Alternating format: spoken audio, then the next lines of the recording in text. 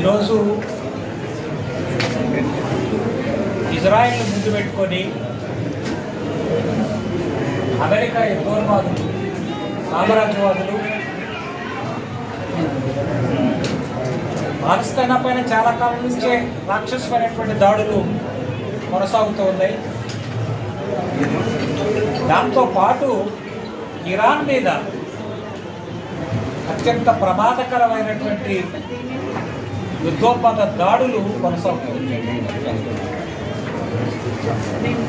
మూడో ప్రపంచ యుద్ధం వస్తుందేమో అనేటువంటి అనుమానాలు కూడా వ్యక్తమవుతున్నాయి అనేక ప్రాంతాల్లో. నా మనసులో కూడా సంశయం ఉంది.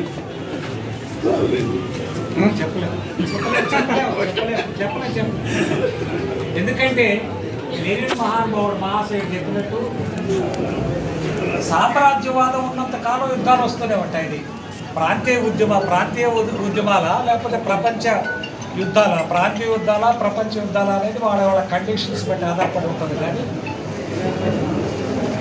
యుద్ధోన్మాదం సామ్రాజ్యవాదం యుద్ధాలను తీసుకొస్తుంది. అమెరికన్ సామ్రాజ్యవాదం ఈరోజు అంతర్జాతీయ గూండాయిజం చేస్తుంది.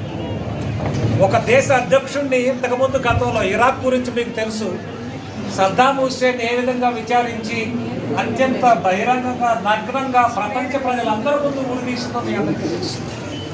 ఇప్పుడు ఇరాన్ అధ్యక్షుడు పట్టుకొని మిమ్మల్ని చంపుతాము, ఇప్పుడు కాదు కొద్దిగా ఆగి చంపుతాము అంటున్నారు. ఎంత ధైర్యంగా చేస్తున్నారో చూసుకోవచ్చు. రెండవ ప్రపంచ యుద్ధం అప్పుడు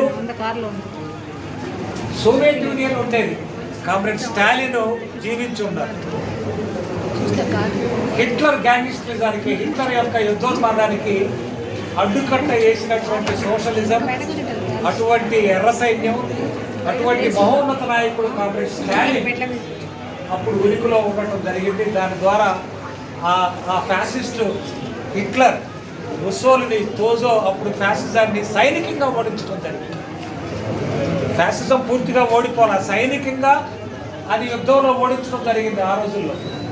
ఆ తర్వాత ఫ్యాసిజం అనేది అన్ని దేశాల్లో కూడా, మన మోడీ గారు కూడా ట్రంప్ తమ్ముడే. మన మోడీ గారు పెద్ద తేడా ఏం లేదు, చిన్న తమ్ముడు.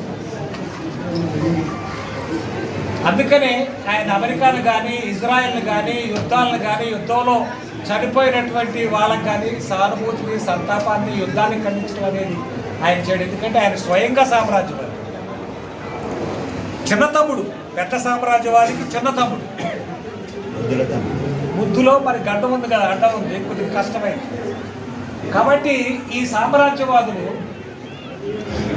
ఈ భారత సామ్రాజ్యవాదులు కూడా యుద్ధోన్మాదాన్ని వ్యతిరేకించారు. సోవియట్ యూనియన్ లేదు, సోషలిజం లేదు, స్టాలిన్ లాంటి నాయకుడు లేడు.